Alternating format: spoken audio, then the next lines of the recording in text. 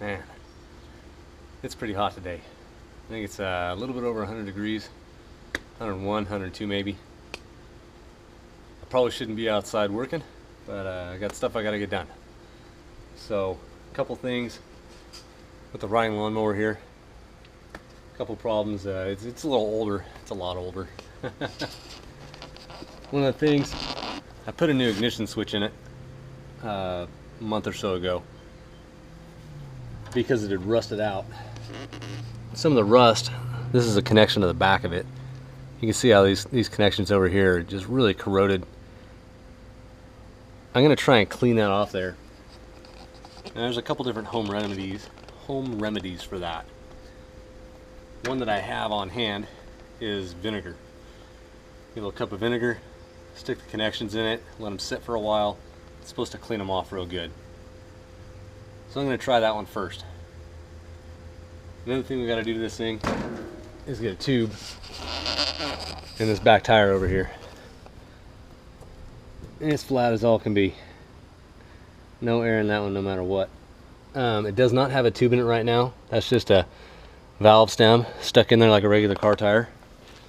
This back tire over here, I put a tube in, I think 2 or 3 years ago. And it doesn't lose air at all. So I'm going to run over to Home Depot, Lowe's, whatever hardware store has them, and I'm going to pick me up a tube for that other tire. I'll show you how to put one of those in. It's pretty simple. So stay tuned. We'll see if we can get this thing running a little better.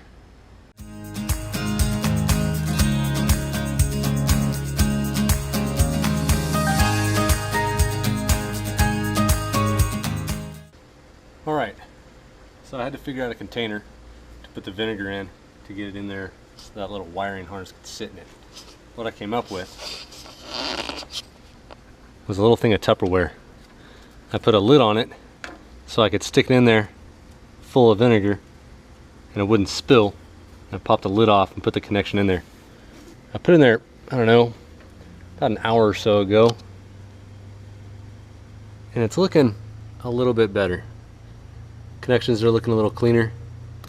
Some of that corrosion, and that one over there is coming off. So we'll let that sit in there for a little while longer. See if we can get it as clean as we can. Get over that tire over there, pop that tire off and put a new tube in it. These riding lawnmower tractor tires, they're not very hard to get off.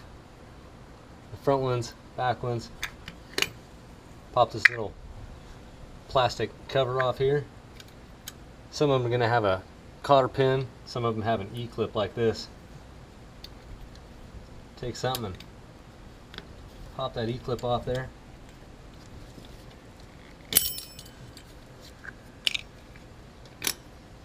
Little washer that holds the cover on.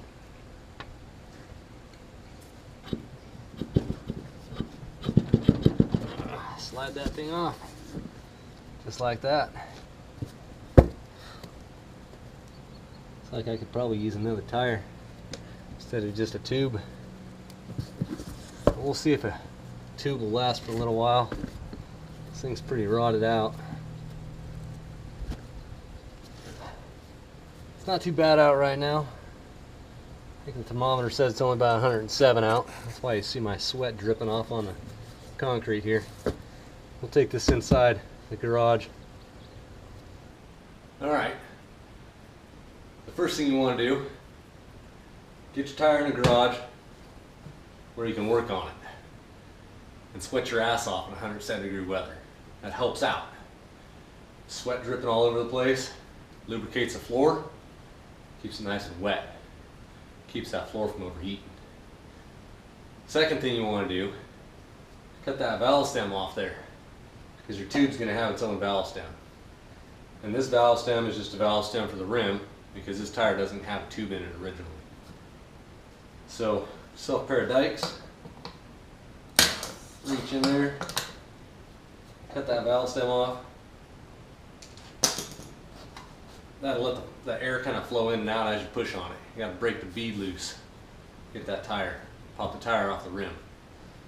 Now, if you just want to put a tube in, you don't have to pop the tire off the rim. But I'm going to pull the tire off the rim so I can check inside and make sure there's no thorns sticking in through the tire that's going to puncture my brand new rim, or puncture my brand new tube. So we'll get that taken care of right now.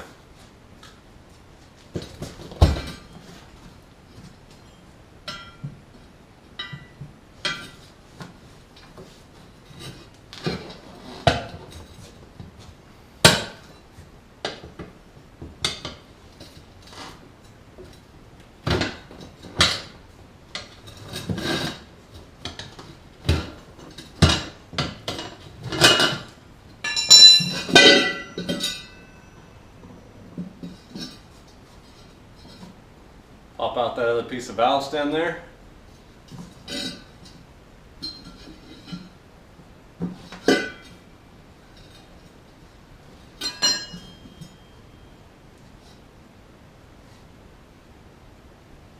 And by the looks of it, there's nothing in there. Looks like the tire's been plugged a couple times.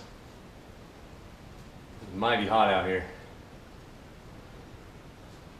Take your hand, kind of reach in there, feel around for any thorns. Ah! I'm just kidding, just kidding. It's okay, it's okay.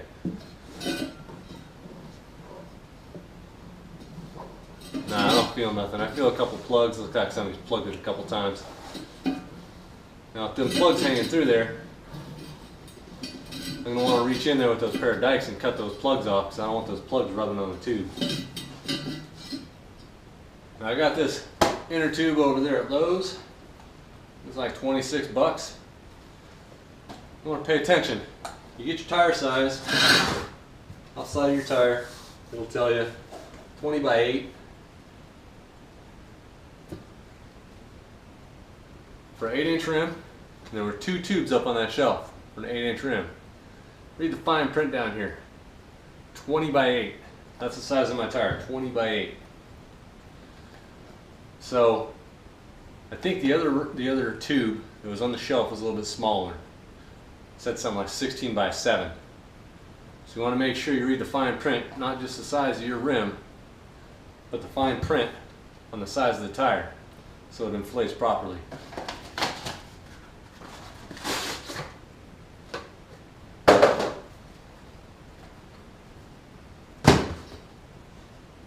That's a big old tube. So I'm noticing something about this tube and about my rim. It's not going to mesh up. See, this rim, this hole, has the valve stem sitting at an angle, coming out like that, right? I don't know which angle is better on this. The tube, if you can see, has the valve stem coming basically almost straight down, if you can see that. So if I were to put this tube in that rim, the valve stem would be pinched over like that to come out of that hole, and it would probably rip somewhere around the valve stem fairly quickly, within a couple months I would guess, driving it around. So what I'm going to do is I'm going to measure the diameter of this hole. I'm going to drill another hole further in here where that valve stem can sit more straight up and down like it wants to. It is slightly offset. It's not in the exact center of the tube like a bicycle rim or bicycle tube. So I'm going to kind of eyeball it and drill me another hole in here. Might weld this hole up right here and grind it down to paint both sides. I don't know yet. Might just tape it up, who knows. Hang on there. Alright, that didn't take any time at all. That's where the old hole was. A quick little weld up on that hole. I drilled this new hole. I drilled it from the inside out, so any burrs, any sharp burrs would be on the outside, any big ones. I also cleaned up both sides with a deburring tool to make it nice and smooth. It's not going to start cutting away at that valve stem. Now the weld, not so important. You're putting a tube in, so the weld doesn't have to be airtight. Just grind the metal down so it's nice shiny metal, so you get a good weld on it. It's not going to fall out. was trying to think of a good way to butcher it out. Put a piece of electrical tape over the hole, something, but just not that good of a butcher, I guess. I couldn't think of nothing real quick. So I welded it up. I didn't want any dirt going in there as you're going through muddy puddles. You know, sometimes mud gets up into your rim. Any dirt that gets in behind your tube is going to wear at your tube and eventually put a hole in it. So the important part about this fix here is getting the color good. I mean, you got to weld it up and grind it down nice and smooth on the inside, but that color, man, it's got to be spot on, or people are going to notice that rim's been worked on. And man, this Rust-Oleum stuff I got, man, you can't even tell. It's spot on. You can't even tell this rim's been worked on before. So I'm going to fit that tube up in here, put the tire on there, get it going. So take a little break from the rim and tire, come out here, check on my connections. They've been sitting in it for, I don't know, a few hours now, sitting in the vinegar.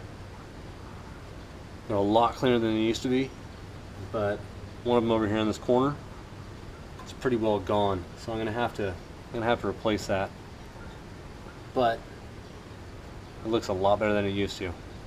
So kind of happy with the way that turned out. I only have to replace one of the connections instead of all of them. We'll get that done and hopefully get this thing fired back up. Alright guys, so you stuff your rim in there, pull your valve stem through the hole, get your tire back on there all the way, fill it full of air, poof, done. Just as easy as that. And you know, nobody's ever going to know this rim's been worked on.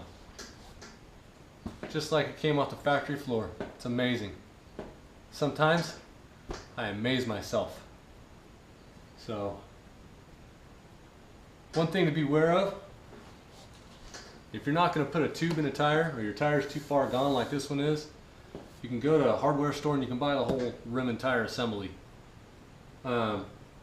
You have to be careful though, because some of them, like this one, have a key slot, but the newer design has a flat spot inside it for your axle. So pay attention to what's inside here when you go to buy a rim. Just the generic ones at Home Depot and Lowe's just have a flat spot in there. So it wouldn't work. I couldn't just go down and buy a whole assembly for my riding lawnmower. It's a little bit older model. So this is what it is. It's all fixed now. It's holding there. I think it'll be alright. The tire is pretty wore out on the sides. It's kind of cracked, but we're not driving it down the road. We're driving around the yard at about a half mile an hour at the most. So take it easy guys. Be safe out there. Have fun. Make something.